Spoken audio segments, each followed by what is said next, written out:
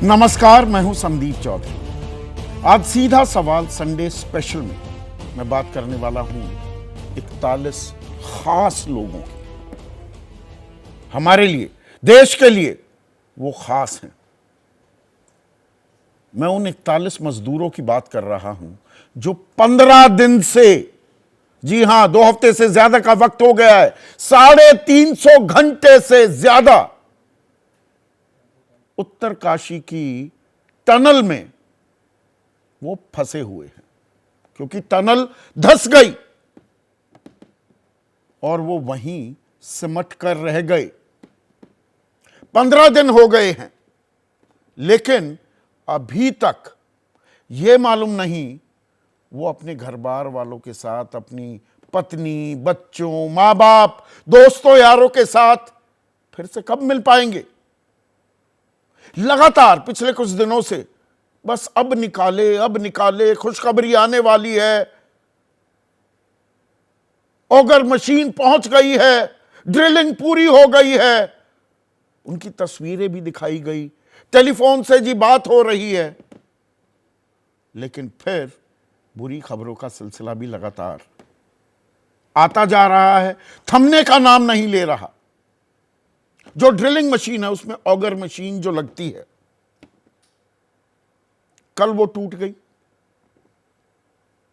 क्योंकि जहां पर ये टनल धंस गई, पत्थर और मलबा ही नहीं, वहां पर काम हो रहा था, तो स्टील, मोर्टार और चीजें भी उस ड्रिलिंग मशीन के आड़े आई, वो टूट गई। अब उसे निकाला जा रहा है, हैदराबाद से एक और मशीन को लाया जा रहा है। अब नेशनल डिजास्टर मैनेजमेंट अथॉरिटी हमें यह बता रही है कि 6 योजनाओं पर जी अब काम हो रहा है। 6 दिन पहले भी मैंने कार्यक्रम किया था, कुछ सवाल पूछे थे कि हम टनल पर टनल बनाए जा रहे हैं, कोई टनल धंस जाए, फंस जाए, कुछ दिक्कत आ जाए, कोई हादसा हो जाए, कोई एक्सीडेंट हो जाए, वहां जो काम कर रहे हैं उन्हें निकालने के लिए क्या हमारे पास एक्सपर्ट्स नहीं है?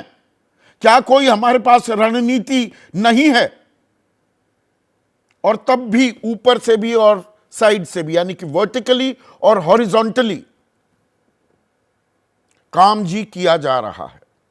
तो हॉरिजॉन्टल ड्रिलिंग के तहत ही ये ड्रिलिंग हो रही थी, मलबे में छेद किया जा रहा था, उसमें पाइप घुसाई जा रही थी, उस पाइप में जाकर ऑगर मशीन अटक गई, टूट गई।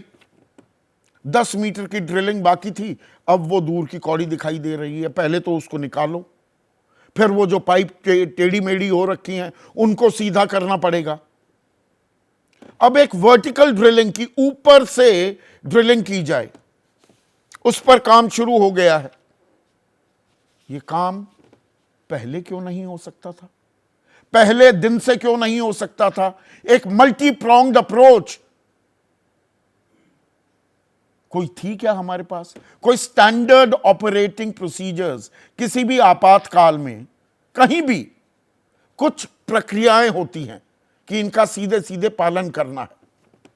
क्या वो पालन किया गया? ये तो टनल बनाई गई, इसके ऊपर एक एस्केप रूट बनना चाहिए, निकासी द्वार जिसे कहते हैं। ये मैंने 20 तारीख को भी आपके सामने ये बात रखी थी, वो बनाई ही नहीं गई। तो ये मजदूर फंसे हुए हैं। हम चुनाव की खुमारी में हैं, वर्ल्ड कप का भी बुखार चढ़ा था। इनके साथ क्या हो रहा है? क्या हम परवाह कर रहे हैं? और यहां पर पूरी व्यवस्था पर दरअसल सवाल है। अब मैं वर्टिकल ड्रिलिंग की बात कर रहा था। ऊपर से 86 मीटर तक खुदाई करनी होगी, इसमें 2 से 3 दिन कम से कम लगेंगे अभी। और मैनुअल ड्रिलिंग भी की जा रही है, अब सेना की मदद ली जा रही है, कल से वो शुरू हो जाएगी। हॉरिजॉन्टल ड्रिलिंग एक तरफ से जो की जा रही थी वो रुकी, दूसरी तरफ से अब 4 ब्लास्ट किए गए हैं। 10 मीटर की दूरी तय की गई है, ये 90 मीटर की लंबाई है जहां तक खुदाई करनी पड़ेगी, ड्रिलिंग करनी पड़ेगी। इसमें 6 से 7 दिन लग जाएंगे। तो क्या अभी भी हम अंधेरे में तीर चला रहे हैं? और इसमें अच्छी खबर नहीं आ रही, वो मैं क्यों कह रहा हूं? कुदरत के साथ तो खिलवाड़ हुआ है। अब कुदरत भी आंखें तरेर रही है। कल के लिए जो खबर है, उत्तराखंड में येलो अलर्ट जारी कर दिया गया है, यानी कि वहां भारी बरसात की चेतावनी जारी कर दी गई है। इससे एयरलिफ्ट करने में भी दिक्कत आएगी, सड़कें बंद हो जाएंगी, नमी और बढ़ जाएगी, लैंडस्लाइड भूस्खलन की आशंका वो बढ़ जाएगी, फिसलन हो जाएगी। तो राहत काम में और दिक्कतें भी आ सकती हैं। अच्छी खबर भी है, मैं हर खबर आपको बताता हूं बिना लार लपेट के। कैमरे और सेंसर से संपर्क तो साधा जा रहा है, लैंडलाइन फोन की व्यवस्था भी कर दी गई है, घर वालों से बातचीत कराई जा रही है, डॉक्टरों से भी बात कर रहे हैं, खाना और दवाएं भेजी जा रही हैं, कपड़े और रोजमर्रा के सामान भी भेजे जा रहे हैं। पर इसकी एक दूसरी तस्वीर भी है। अब आप फर्ज कीजिए, मैं अपना व्यक्तिगत उदाहरण दे सकता हूं, लिफ्ट बंद हो जाए, 1.5-2 मिनट बाद मेरी सांसें फूलने लगती हैं। मैं ज्यादातर जगह 2-3 मंजिल हो, मैं लिफ्ट लेता ही नहीं हूं, वो डर है। तो शायद मैं अपने डर के चलते उनके साथ क्या बीत रही है उसको ज्यादा गंभीर मान रहा हूंगा।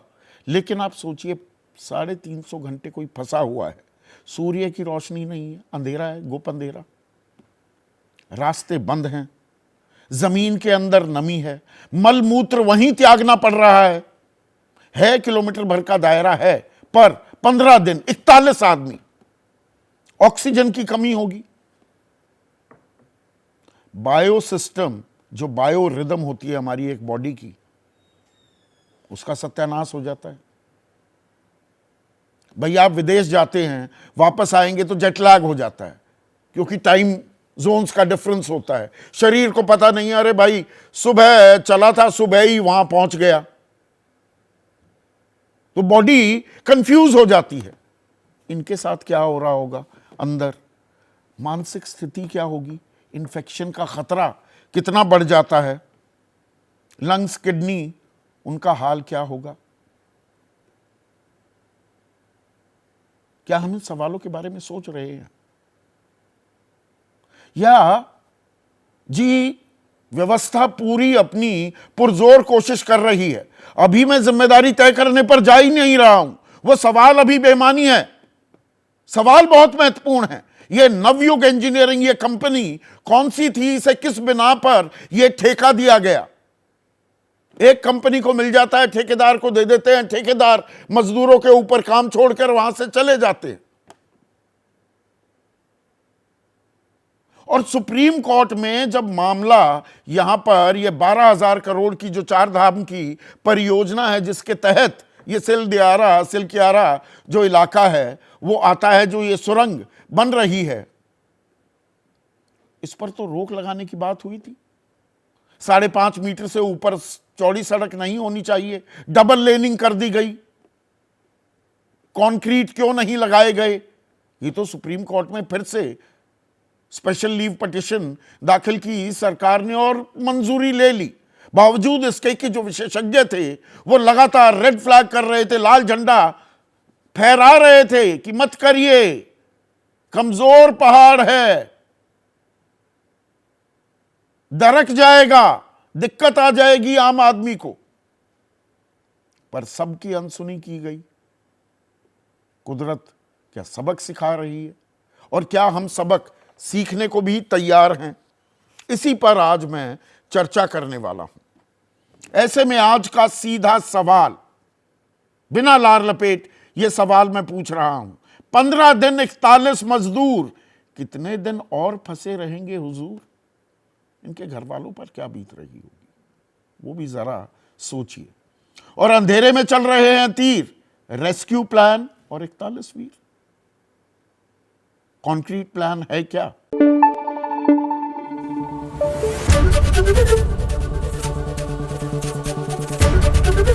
एबीपी न्यूज आपको रखे आगे।